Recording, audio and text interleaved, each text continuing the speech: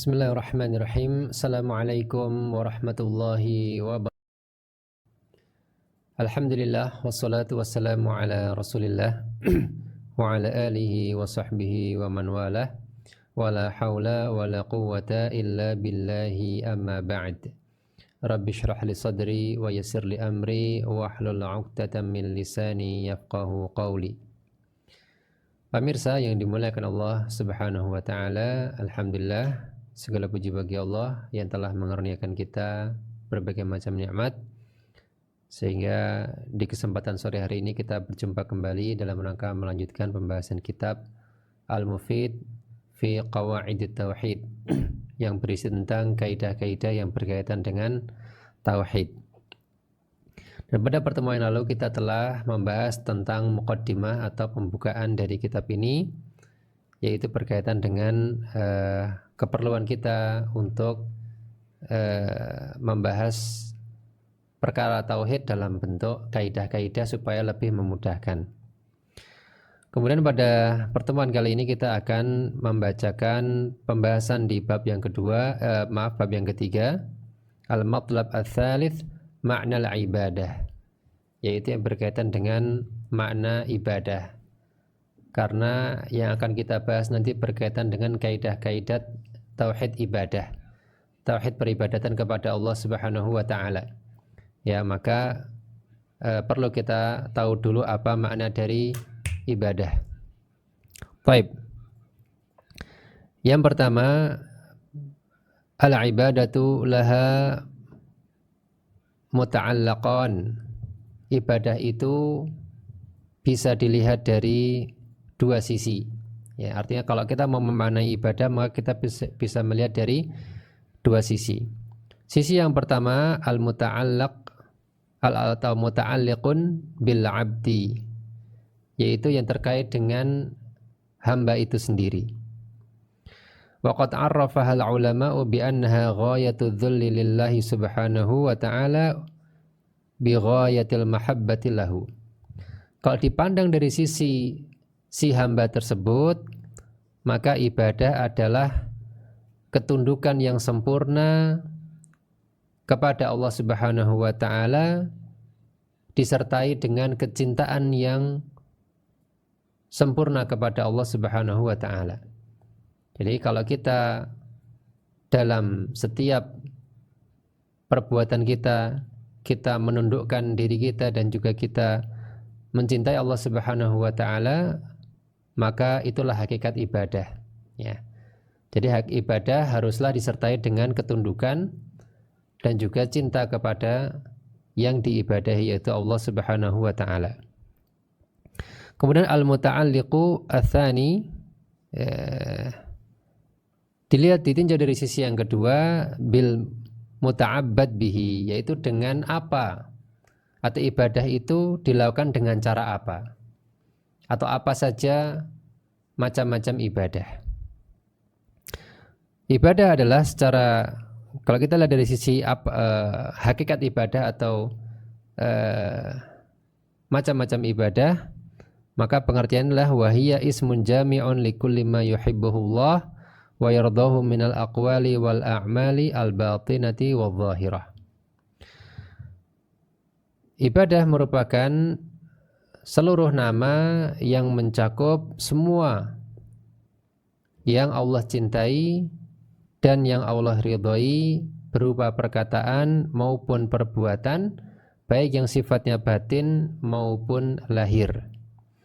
Jadi sekali lagi, nama yang menunjukkan semua hal yang Allah cintai dan Allah ridhoi, baik itu berupa perkataan, perbuatan, baik yang ada dalam hati ataupun yang terlahir dalam atau tampak di permukaan.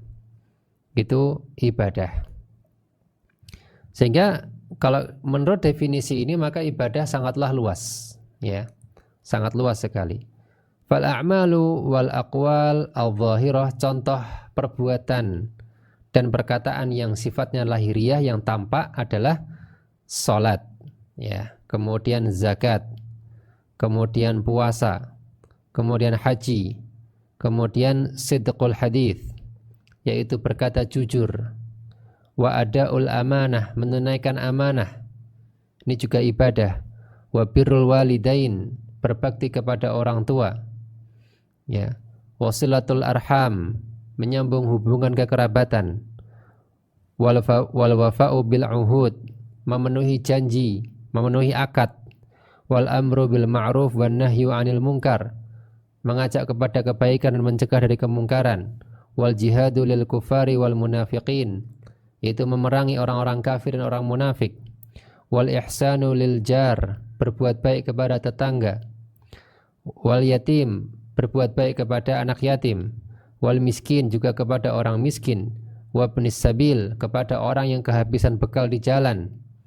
Wal khadim, kepada orang atau kepada para pelayan, orang yang pekerjaannya membantu, ya.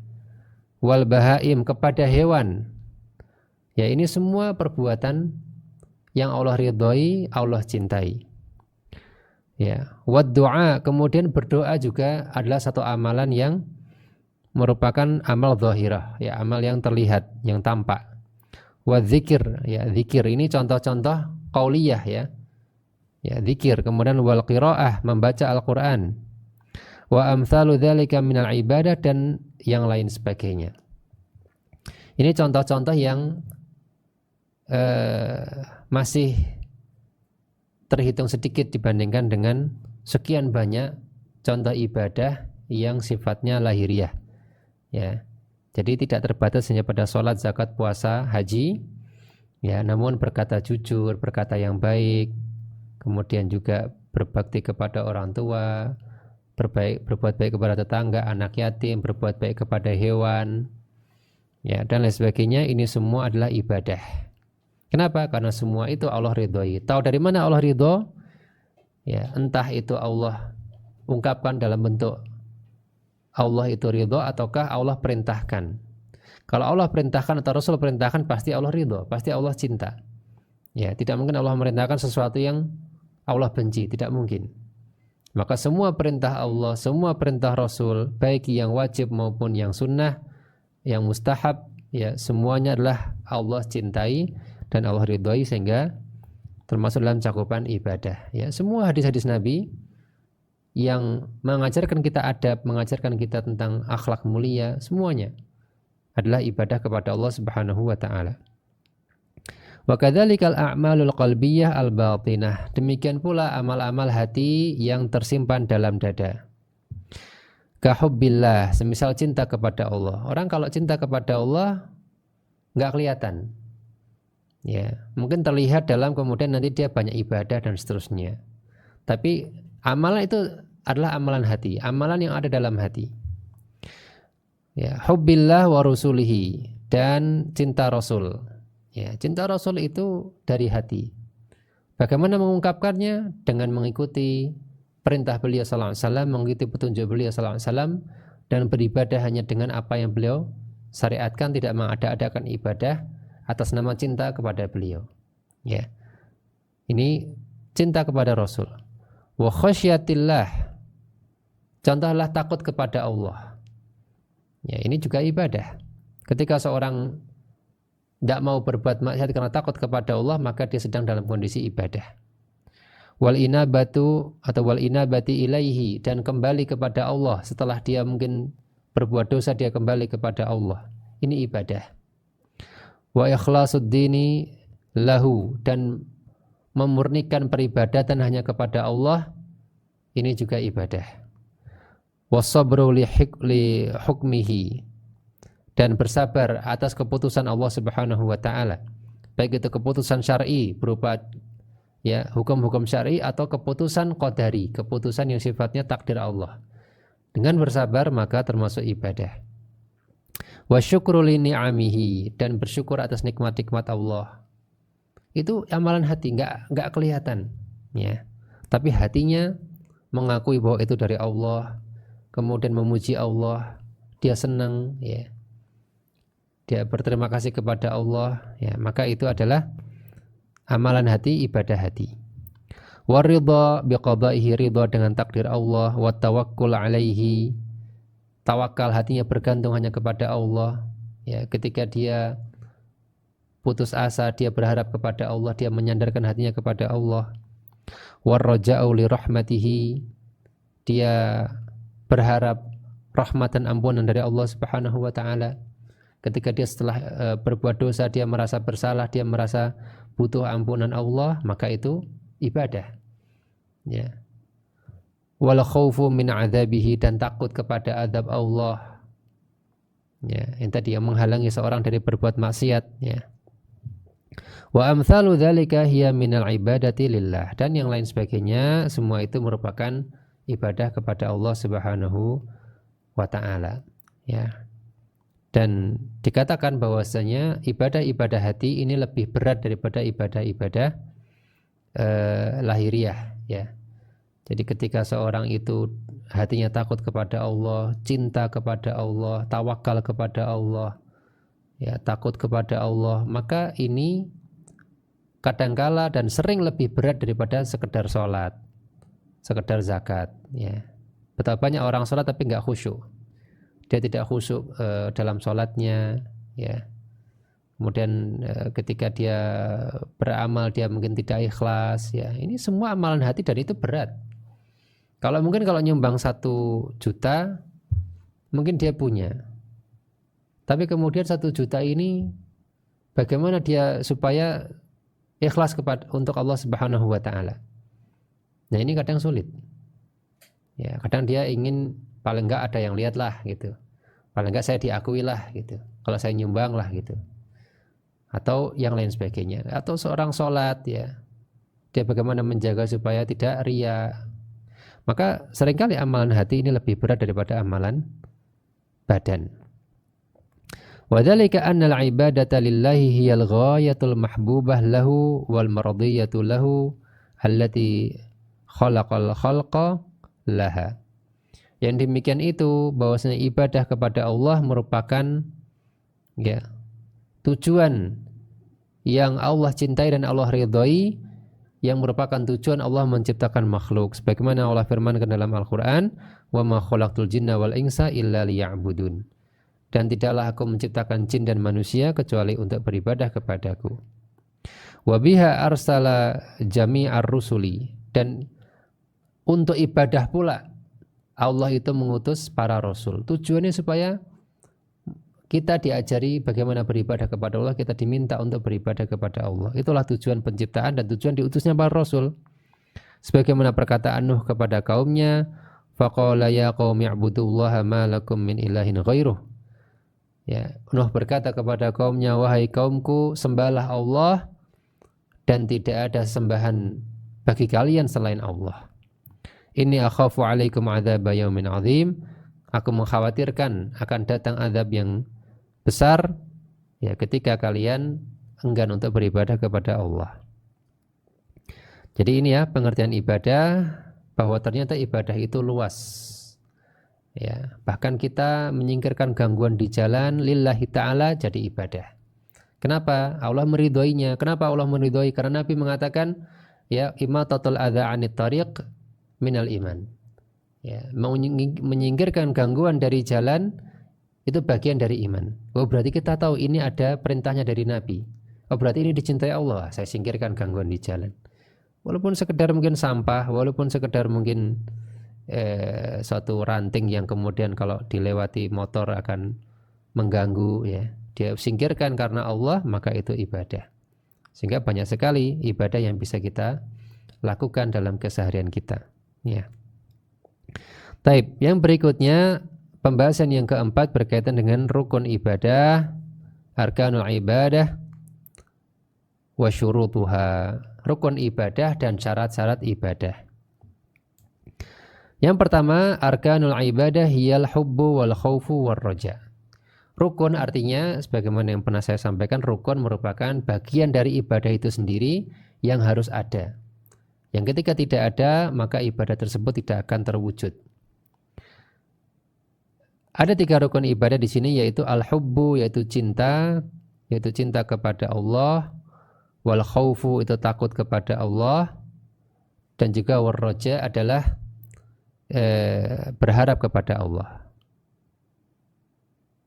Ya, artinya berharap surga dari Allah Subhanahu wa taala, ya, mengharapkan bertemu Allah Subhanahu wa taala, berharapkan surganya Allah Subhanahu wa taala. Maka inilah 3 pilar ibadah yang setiap ibadah kita harus dilandasi oleh 3 hal ini. Sebagaimana dikatakan oleh Syekhul Islam Ibnu Taimiyah, beliau mengatakan, "I'lam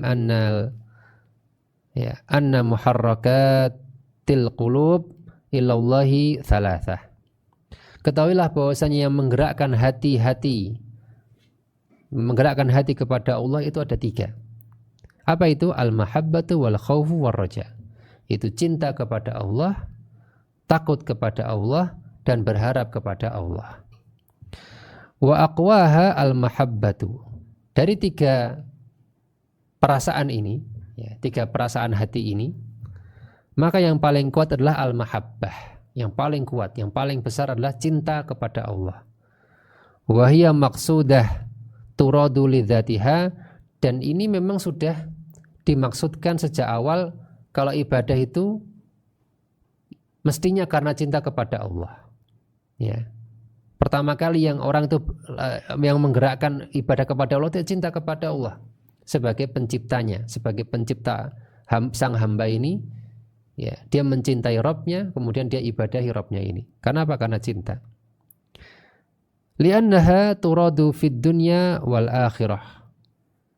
Karena cinta kepada Allah Subhanahu wa taala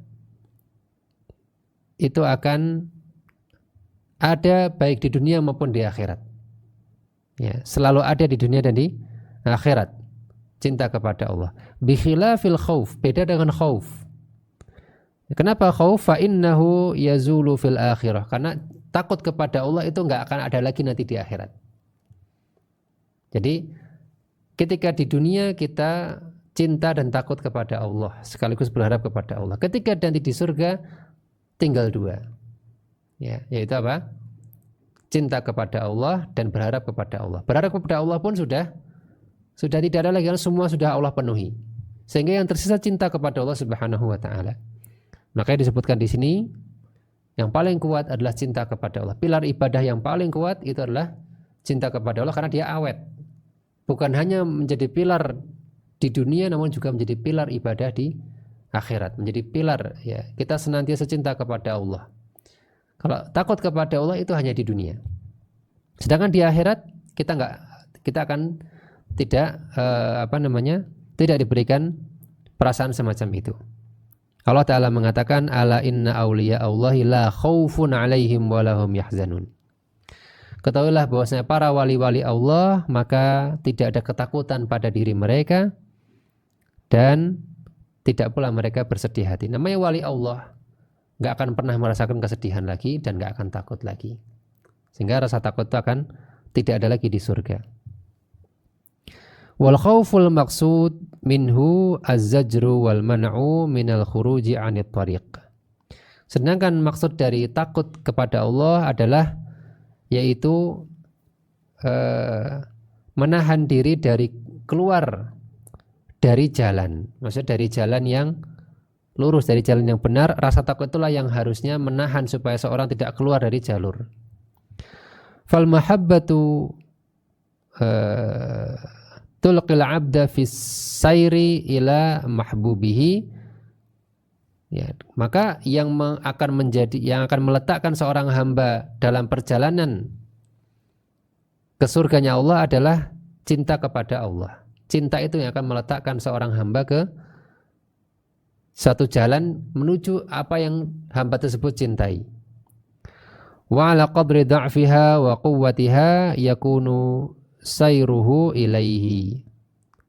Dan perjalanannya akan seberapa lancar perjalanannya itu akan tergantung dari kuatnya cinta hamba tersebut atau lemahnya cinta hamba tersebut kepada tujuannya itu kepada Allah. Jadi mahabbah adalah yang menjadikan seseorang itu atau mendorong seorang itu untuk maju ke jalan menuju apa yang dia cintai yaitu Allah. Sedangkan khauf, wal khaufu yamna'uhu ay yakhruja an tariqil mahbub. Sedangkan rasa khauf itu akan menghalanginya untuk keluar dari jalur. untuk keluar dari jalur. Warroja yaqudu, sedangkan harapannya itulah yang akan menuntunnya menuju tempat tersebut. Jadi mahabbah itu yang meletakkannya di jalannya dan dia mendorong dia untuk jalan. Kemudian yang mencegah dia untuk keluar dari jalan tersebut adalah khauf, takut kepada Allah, dan yang menuntunnya kemana dia harus pergi itu adalah roja atau harapan. Ini hubungan antara tiga pilar ibadah. Fahadha aslun azim, maka ini pokok, satu pokok yang agung. Yajibu ala kulli abdin ayyatanabbah lahu, hendaknya seorang hamba atau wajib bagi bagi setiap hamba untuk memberi perhatian atau untuk perhatian dengannya. Fa innahu la tahsulu lahul ubudiyatu biduni, karena penghambaan kepada Allah tidak akan tercapai kecuali dengan komplitnya tiga perasaan tadi, yaitu cinta kepada Allah, takut kepada Allah, dan berharap kepada Allah.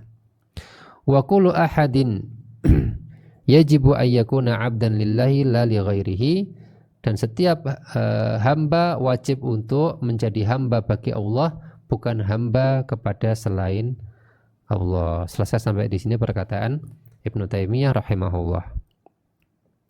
Maka fala budda fil ibadati min ijtima'il hubbi ma'adzulli. Maka mau tidak mau namanya ibadah itu harus menggabungkan antara cinta dengan ketundukan. Ya, antara cinta dengan ketundukan.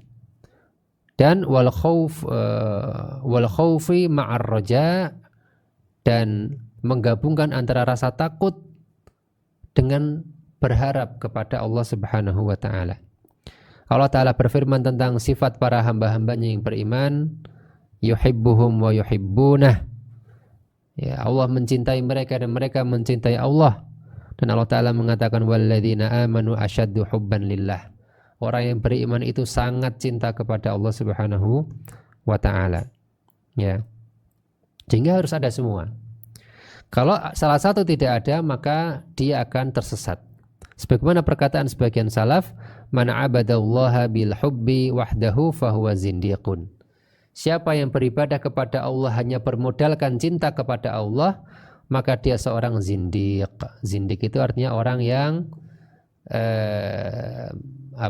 memusuhi agama. Ya. Kenapa? Karena orang yang modalnya cuma cinta, dia akan ngarang-ngarang sendiri. Yang penting cinta Allah. Nah. Yang penting cinta Allah. Ini tidak benar. Ya. Kalau bermodal cinta, maka dia malah jatuh kepada kezindikan. Wa man abadahu birraja'i wahdahu fahuwa murji.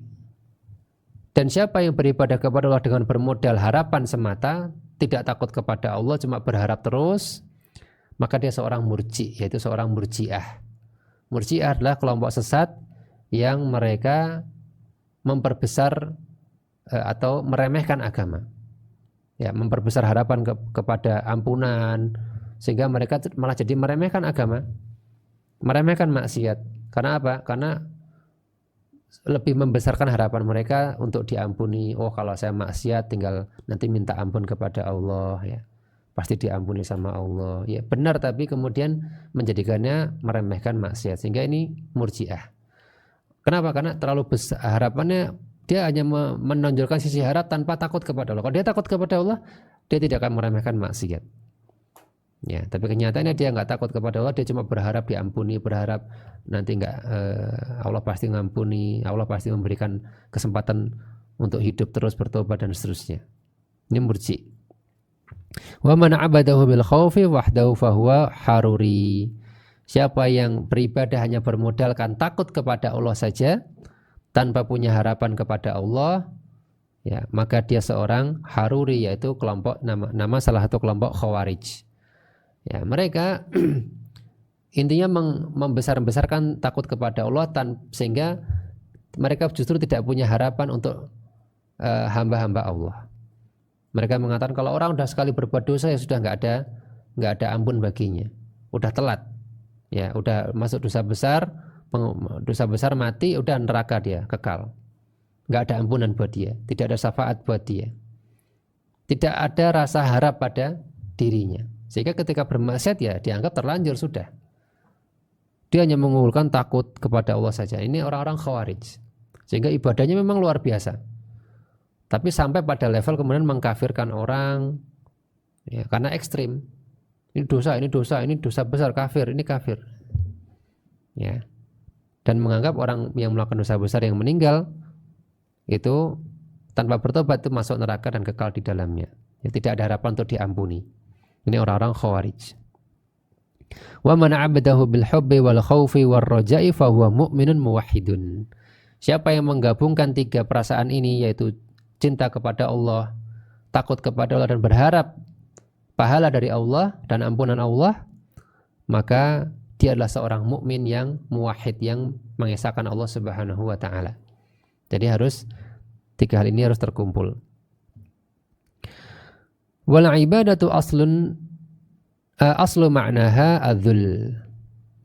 Ibadah itu makna asalnya adalah adzul, yaitu kehinaan. Maknanya apa kok kehinaan? Ya, yuqalu tariqun mu'abbadun. Kalau ada istilah dalam bahasa Arab tariqun mu'abbadun, artinya itu jalan yang sudah diinjak-injak. Diinjak-injak kan berarti dihinakan ya. Namanya tariqun mu'abbad, jalan yang sudah diinjak-injak atau diratakan. Idza kana mudzallalan qad wata'athu al-aqdam, yaitu ketika jalan itu sudah diinjak-injak oleh kaki-kaki manusia. Sehingga memang ibadah itu adalah menghinakan diri. Tapi menghinakan diri di hadapan siapa? Di hadapan Allah Subhanahu wa taala. Jadi hakikat ibadah adalah ketundukan, menghinakan diri di hadapan Allah. Lakin al-ibadatu fi syara' tatadhammanu ghayatu dzulli lillah ta'ala bi ghayatil hubbi lahu. Namun kalau dalam syariat, namanya ibadah itu menggabungkan dua hal. Sebagaimana yang kita sampaikan tadi, definisi pertama, ibadah adalah apa? Ghayatu dzulli lillah. Yaitu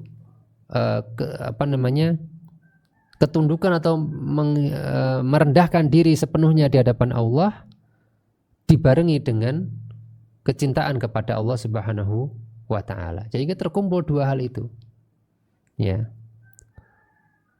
Contoh ketika seorang tidak mengumpulkan dua hal tersebut, wa man khada'a li insanin ma'a bughdhihi lahu la yakunu 'abidan lahu. Boleh jadi seorang itu tunduk kepada seorang, ya, misalnya dia betul-betul merendahkan diri di hadapan seorang, namun sambil membenci. Apakah ini ibadah? Bukan. Dia memang tunduk, dia merendahkan diri, dia munduk-munduk, dia begini-begini gitu ya. Tapi dalam hati dia nggak suka sama orang ini. Berarti ini bukan ibadah. Dia bukanlah menghamba kepada dia. Ya. Walau ahabba syai'an walam yakhda'u lahu lam yakun 'abidan lahu. Dan kalau sama, kalau cinta namun tidak merendahkan diri juga bukan ibadah. Jadi harus komplit, merendahkan diri sekaligus mahabbah. Contoh kalau misalnya hanya sekedar cinta namun tidak merendahkan diri, kama yuhibbur rajul waladahu wa sadiqahu. Ya, sebagaimana seorang itu mencintai anaknya atau mencintai temannya atau istrinya. Ya. Maka ini sekedar cinta saja namun tidak menundukkan diri, tidak merendahkan diri. Maka bukan ibadah juga, bukan sedang mengabdi kepada temannya atau anaknya.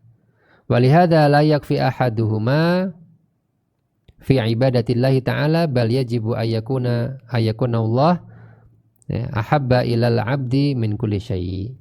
Sehingga tidak cukup hanya satu saja tadi, cinta saja atau merendahkan diri saja, tapi harus dua-duanya. Ya. Bahkan wajib menjadikan Allah sebagai yang paling dicintai oleh seorang hamba, wa ayyakunallah a'zama 'indahu min kulli syai', dan juga dianggap Allah itu juga dianggap sebagai yang paling agung di sisi hamba tersebut. Jadi yang paling dia cintai dan yang paling dia agungkan sehingga dia harus merendahkan diri di hadapannya itu hanyalah Allah Subhanahu wa taala. Maka inilah hakikat ubudiyah, hakikat peribadatan kepada Allah Subhanahu wa ta'ala dari sisi seorang hamba. Ya, bagaimana dia meletakkan perasaan tersebut, ya, yaitu betul-betul tunduk, merendahkan diri dan cinta kepada Allah dalam dalam satu waktu. Bal la yastahiqul mahabbah wal khudu' at-tam illa Allah. Bahkan tidak boleh ada yang berhak mendapatkan kecintaan dan ketundukan yang sempurna kecuali Allah Subhanahu wa taala. Tidak boleh ada yang mendapatkan kecintaan dan ketundukan yang sempurna kecuali Allah. Ya, ini berkaitan dengan rukun-rukun ibadah, ya. Jadi tadi tidak terpenuhi kalau cuma sebagian saja. Kemudian yang berikutnya amma syurutul ibadah wa qabulul amal fahuma syartani la yuqbal amalu illa bihima. Adapun syarat ibadah dan syarat diterimanya amal, maka ada dua syarat yang mana amal itu tidak akan diterima kecuali dengan keduanya. Syaratnya yaitu yang pertama tajridul ikhlasi lillahi subhanahu, yaitu mengikhlaskan ibadah tersebut hanya untuk Allah, tidak disambi untuk dipersembahkan kepada yang lain. Itu yang pertama. Yang kedua, tajridul mutaba'ati lin Nabi sallallahu alaihi wasallam, yaitu betul-betul memurnikan mutaba'ahnya atau peneladanannya hanya kepada Nabi sallallahu alaihi wasallam, tidak meneladani yang lain, tidak menjadikan yang lain sebagai teladan dalam beribadah. Hanya Rasulullah sallallahu alaihi wasallam yang dia jadikan sebagai teladan dalam beribadah. Sallu kama ra'aitumuni usolli, kata Nabi, salatlah sebagaimana kalian melihat aku salat. Ya. Dan kalaupun kita mencontoh misalnya sahabat Ibnu Mas'ud dalam salat, mencontoh sahabat Utsman dalam wudu, itu bukan berarti kita mencontoh mereka, tapi kita mencontoh Nabi yang mereka sudah tahu dari Nabi sallallahu alaihi wasallam. Ya, mereka telah riwayatkan perbuatan tersebut dari Nabi sallallahu alaihi wasallam. Ini artinya menjadikan Nabi satu-satunya role model dalam beribadah. Maka dengan dua syarat ini, maka satu amalan dapat diterima. Ya. Kemudian yang berikutnya, pembahasan yang kelima, aqsamul ibadah, jenis-jenis ibadah. Kemarin sudah sempat kita bahas, namun kita ada pendekatan yang lain di sini, yaitu yumkinu taqsimu al-ibadah bi'tibarat mukhtalifah. Ya, pembagian ibadah itu dapat dibagi menjadi beberapa pembagian. Nah, ini sudah kita bahas ya di 2 pertemuan yang lalu berkaitan dengan 10 kaidah ibadah. Namun ini pendekatan yang berbeda. Jadi ada beberapa pembagian ibadah. Yang pertama, awalan at-taqsimu bi'tibari na'iha, yaitu pembagian ibadah berdasarkan jenisnya. Berdasarkan jenisnya. Wa yanqasimu ila qismain, dan kalau berdasarkan jenisnya ibadah itu ada 2 jenis. Yang pertama ibadatun makhdah, yaitu ibadah murni. Makhdah artinya murni. Apa itu? Ai kullu fi'lin la yu'lam illa minasyara', yaitu segala perbuatan yang tidaklah diketahui kecuali dari syariat. Jadi kita nggak pernah tahu perbuatan ini kecuali karena syariat menjelaskannya. Contohnya sholat. Kalau nggak ada Al-Quran atau hadis yang menjelaskan tentang sholat, kita nggak pernah tahu apa itu sholat. Ya. Contohnya zakat, contohnya haji, contohnya puasa, contohnya hal-hal yang memang hanya dijelaskan oleh syariat. Ya, perbuatan tersebut tidaklah diketahui kecuali syariatlah yang menyuruhnya atau mengabarkannya kepada kita. Maka namanya ibadah mahdhah, ya. Sawaun akanat qalbiyatan am amaliyatan. Baik itu ibadah sifatnya ibadah hati maupun ibadah fisik, ibadah amaliyah, ya. Jadi ibadah mahdhah ini ibarat atau bahasa gampangnya adalah ibadah yang murni ibadah. Maksudnya tidak mungkin dilakukan karena adat misalnya. Sholat karena ini adat, nggak ada. Atau misalnya haji karena ini adat, nggak ada ya. 7 kali adat dari mana gitu ya? Itu pasti dari syariat gitu kan. Tawaf 7 kali, sa'i 7 kali, kemudian ada seperti misalnya zakat ya. Bayarnya kok 2,5, itu karena dari syariat seperti itu. bukan adat.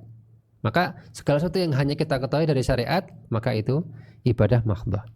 Yang kedua, ibadatun ghairu mahdhah, yaitu ibadah yang bukan murni ibadah. Jadi ini adalah ibadah yang kadang bisa jadi ibadah, kadang tidak menjadi ibadah. Tergantung niatnya. Ya, satu hal yang sebenarnya boleh jadi kita bisa ketahui tanpa dari syariat, namun ya kemudian dia bisa menjadi ibadah dan kadang bisa tidak menjadi ibadah. Namanya ibadah yang bukan murni ibadah. Wahia jami'ul af'alil lati fi asliha laisat ibadatan. Yaitu semua perbuatan yang secara asal itu bukan ibadah. Secara asal tidak, kita tahunya itu bukan dari syariat. Walakinnaha tutahawwal bin niyati wa qasdit ta'abbudi fiha. Namun dia bisa menjadi ibadah dengan adanya niat dan adanya maksud untuk beribadah dalam perbuatan tersebut. Kalau diniatkan ibadah, jadi ibadah. Contohnya adalah al-aklu min ajlit taqawi alal ta'ah. Yaitu contohnya makan. Tapi makannya tujuannya supaya nanti saya bisa kuat untuk beribadah. Supaya nanti saya bisa mencari nafkah untuk anak istri lillahi ta'ala. Supaya nanti saya bisa beramal, supaya nanti saya dapat duitnya mau saya jadikan, saya sumbangkan. Maka dengan hanya makan tapi tujuannya semacam itu, tujuan-tujuan ibadah, ya maka ini menjadi ibadah. Makan sendiri yang asli itu bukan ibadah. Orang makan memenuhi kebutuhan pribadi supaya kenyang, enggak ibadah. Secara asal bukan ibadah, tapi kalau diniatkan yang ibadah menjadi ibadah. Wa silatul arham min ajlillah wa laisa min ajlis sum'ah. Contohnya menyambung kekerabatan. Namun niatnya karena Allah perintahkan kita harus menyambung hubungan kekerabatan, maka menjadi ibadah, bukan karena sum'ah supaya disebut orang yang kemudian ini pengen disebut-sebut orang yang tukang nyambung silaturahim. Ya, tukang serawung dengan saudara-saudaranya. Maka ini bukan menjadi ibadah. Yang ibadahlah karena Allah. Karena tahu itu perintah Allah, Allah perintahkan silaturahim, maka kita jalankan, maka menjadi ibadah. Wan naum mubakiran min ajlil istiqadh lis-shalah. Kemudian tidur. Tidur itu kebutuhan manusia, kebutuhan dasar manusia. Ya, apalagi tidur cepat. Ya, ini kebutuhan dasar manusia yang aslinya bukan ibadah. Namun wan naum mubakiran, tidur lebih cepat dalam rangka supaya bisa bangun untuk sholat, maka tidurnya itu bukan lagi menjadi perbuatan biasa, namun menjadi ibadah. Ya, ini contoh-contohnya. Maka ibadah ghairu mahdhah itu asalnya adalah bukan ibadah. Tidur, makan, minum, ya, kemudian mungkin silaturahim, ya, mengunjungi tetangga, mengunjungi orang sakit, mengunjungi kemudian kerabat, ya, semua itu aslinya adat, ya. Kita melakukan itu karena bisa jadi karena ya kebiasaan masyarakat, ya. Kalau namanya orang sakit ya tile, ya. Ini kemudian namanya tetangga ya kita. Tapi ternyata semua itu diatur oleh syariat. Semua itu ternyata Allah perintahkan. Semua itu ternyata Rasul perintahkan. Sehingga kita menjalankannya karena ingin mendapatkan ridha Allah. Saya ingin melakukan ini karena saya diperintahkan Allah Subhanahu wa taala, maka menjadi ibadah. Maka itu ibadah ghairu mahdhah. Taib, tsaniyan yang kedua at-taqsimu bi'tibari asliha wa mahalliha. Itu pembagian ibadah berdasarkan pokok ibadah tersebut. Ya, ibadah tersebut menggunakan apa? Ya, dan tempatnya di mana? Ya, maka ada 4 jenis ibadah jika dibagi dalam menurut asalnya atau menurut tempatnya.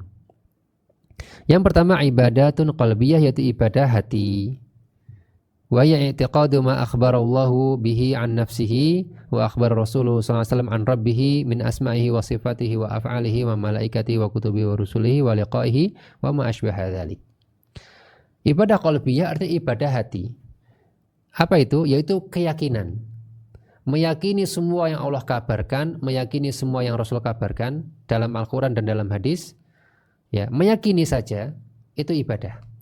Ya, baik itu meyakini nama-nama Allah, bahwa Allah itu Al-Ghafur, Al-Ali, Al-Kabir, Al-Azim.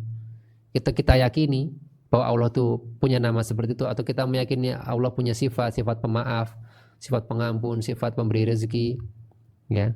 Atau perbuatan-perbuatan Allah kita yakini Allah itu maha memberi rezeki, Allah itu maha mengatur alam semesta, Allah maha mengampuni hambanya, dan seterusnya. Kita meyakini adanya malaikat yang Allah kabarkan dalam Al-Quran. Kita meyakini adanya kitab-kitab terdahulu dan juga Al-Quran. Kita meyakini adanya para Rasul. Meyakini kita akan bertemu Allah. Dan lain sebagainya. Meyakini saja itu adalah ibadah. Namanya ibadah qalbiyah. Jadi percaya bahwa adanya ini itu adalah ibadah qalbiyah. Dalilnya dalil untuk jenis yang ini adalah firman Allah Subhanahu wa taala, "Laisal birra an tuwallu wujuhakum qiblal masyriqi wal maghrib." Dan bukanlah kebajikan itu menghadapkan wajahmu ke arah timur maupun barat, walakinnal birra man amana billahi wal yawmil akhir wal malaikati wal kitabi wan nabiyyin. Akan tapi kebajikan adalah engkau beriman kepada Allah, kepada hari akhir, kepada malaikat, kepada kitab-kitab, dan kepada para nabi. Artinya hanya engkau beriman, adanya semua itu sudah merupakan kebajikan. Dan di antara bentuk amal hati adalah cinta kepada Allah. Tadi sudah kita bahas, cinta kepada Allah, tawakal kepada Allah, inabah kembali kepada Allah, ya, dan lain sebagainya, ya. Wajal, takut, ya. Kemudian tumakninah, ya, tenang, rasa tenang, wal khaufu minhu, takut kepada Allah, roja, berharap kepada Allah, ikhlas dalam beribadah, tidak riya kepada Allah, wasabru alal awamirihi wa nawahihi wa aqdarihi, sabar terhadap perintah Allah, larangan Allah, sabar terhadap takdir Allah, ridho dengan apa yang Allah tetapkan, ya. Kemudian wal muwalatu fihi, loyal karena Allah. Maksudnya kita tuh cinta dengan fulan itu karena fulan muslim. Itu namanya loyal karena Allah. Bukan karena dia keluarga saya, bukan karena dia teman saya, teman seangkatan saya. Semata-mata dia karena dia seorang muslim, kita loyal dengannya, itu karena Allah. Wal mu'adatu fihi, atau memusuhi karena Allah. Saya nggak suka sama dia karena dia suka menghina Islam. Walaupun dia kerabat, walaupun dia apa, tapi dia menghina Allah, menghina Rasulnya, memusuhi Islam. Saya benci sama dia, saya memusuhi dia. Ini juga memusuhi karena Allah. Wa nahwu dzalika, dan lain sebagainya. Ini perasaan ibadah hati. Yang kedua ibadah qauliyah, yaitu ibadah perkataan. Ya, dan di antara yang paling agung, di antara ibadah lisan yang paling besar adalah an-nutqu bi kalimatil ikhlas. Itu mengucapkan kalimat ikhlas. Apa itu? La ilaha illallah. Ini ibadah lisan, tapi tingkatannya paling tinggi. Ya, kata Nabi SAW, ya, iman itu adalah ada 73 cabang. Ya, a'lah, yang paling tinggi adalah kalimat la ilaha illallah. Itu ucapan lisan tapi yang paling agung. Kemudian berdoa kepada Allah, ya. Kemudian juga berzikir, menyebut nama Allah. Kemudian tablighu dinihi, menyampaikan agama Allah, berdakwah, itu ibadah lisan. Qiraah Quran dan semisalnya itu ibadah pakai mulut, pakai lisan. Yang ketiga ibadah badaniyah, yaitu ibadah yang menggunakan anggota badan. Ya, jadi kalau tadi hati, lisan, kemudian sekarang tangan, kaki, dan semisalnya, itu badaniyah. Ibadah badaniyah, ya, tashmalu a'malal jawarih, yaitu mencakup amal-amal anggota badan. Min sholatin, berupa misalnya sholat. Sholat kan ada gerakan tangan, gerakan kaki, gerakan gerakan kepala, ya, gerakan leher, ya, itu semua namanya amalan badaniyah, ibadah badaniyah. Kemudian jihad, ya, mengayunkan pedang, lari, itu pasti menggunakan badan.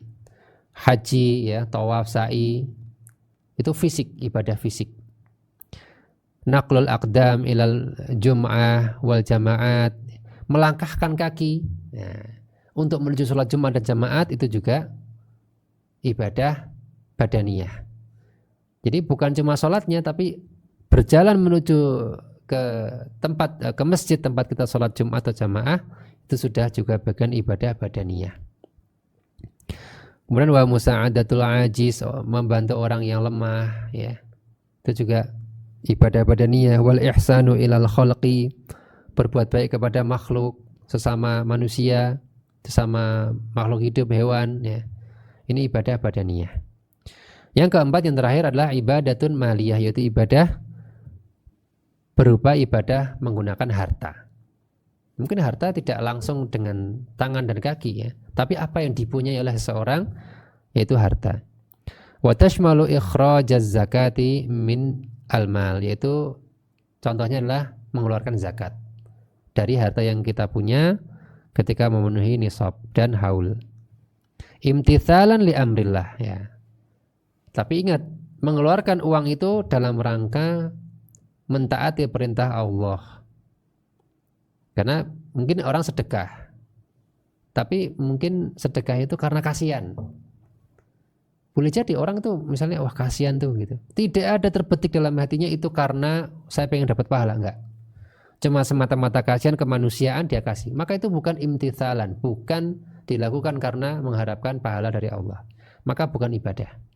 Maka yang menjadi ibadah imtithalan li amrillah, karena tahu Allah memerintahkannya, Allah menganjurkannya, maka dia lakukan.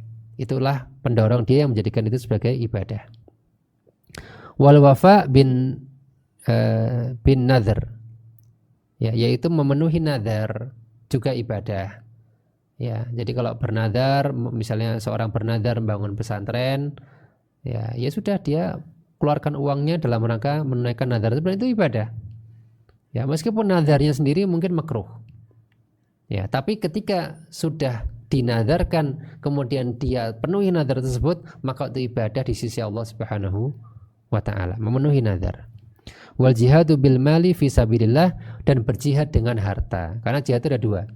Boleh jadi dengan jiwa, dia maju perang, dia perang di garda depan, atau dia menyumbang untuk keperluan jihad. Ya, dia nyumbang mungkin senjatanya, dia nyumbang kendaraannya, dia nyumbang untuk obat-obatannya, dia nyumbang konsumsinya dan lain sebagainya. Maka itu termasuk jihad dengan harta fi sabilillah, ya.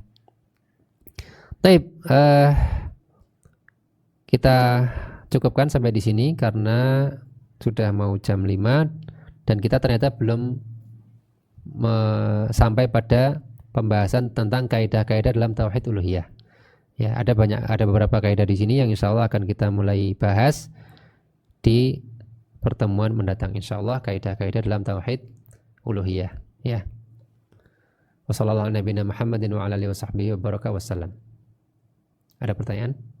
Baik.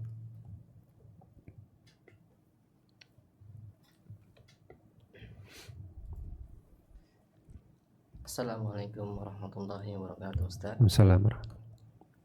Mohon bertanya, bolehkah dalam satu pekan saya berpuasa 3 hari, Senin, Rabu, dan Jumat, dan diniatkan untuk puasa Daud? Gimana hukumnya, Ustaz? Puasa Daud. Kalau puasa Daud, maka harusnya harinya itu tidak 3 kali dalam sepekan, ya, berpindah-pindah. Karena puasa satu pekan itu kan ganjil, ya, sehingga pasti harinya akan berubah-ubah kalau puasa Daud. Sehingga namanya bukan puasa Daud, akan ada yang di skip, ya. Contohnya Sabtu Ahad tuh harusnya salah satunya itu puasa, karena pengertian puasa Daud adalah puasa sehari dan berbuka sehari. Padahal Sabtu Ahad itu dia sama-sama berbuka, 2 hari berbuka, sehingga tidak benar atau tidak bisa disebut puasa Daud. Seandainya seorang kemudian mau puasa Senin Kamis, sekalian Senin Kamis, ya. Adapun Jumat terdapat larangan tersendiri untuk puasa di hari Jumat. Jika berdiri sendiri maka tidak boleh, ya. Tapi barangkali kalau ketika seorang itu ngepasi, ya, momen tertentu, misalnya hari Arafah, hari Jumat, maka boleh, tidak masalah, karena itu namanya munasabah, ngepasi momen yang lain, bukan karena mengistimewakan hari Jumat untuk, atau mengkhususkan hari Jumat untuk puasa. Sehingga saran kami adalah pilih antara Senin Kemis sekalian atau Daud. Dan kalau sudah Daud tidak perlu Senin Kemis, Karena apa? Puasa Daud sudah merupakan puasa yang paling afdal kata Nabi SAW. Afdalus siyam, puasa paling afdal adalah puasa Daud. Sehingga kalau sudah afdal tidak ada yang lebih afdal dari itu. Tidak kalau misalnya sudah Daud tambah Senin Kamis sehingga akan terjadi 2 kali puasa berturut-turut. Ini sudah bukan Daud lagi. Sebagaimana 2 kali berbuka berturut-turut juga bukan Daud. Sehingga sudah Daud ya sudah Daud, Senin Kamis ya Senin Kamis. Ya tidak perlu digabungkan. Wallahu taala alam bissawab. Cukup. Baik, mungkin itu yang bisa kita bahas pada sore hari ini. Semoga bermanfaat. Subhanakallahumma bihamdika asyhadu an la ilaha illa anta astaghfiruka wa atubu ilaik. Assalamualaikum warahmatullahi wabarakatuh.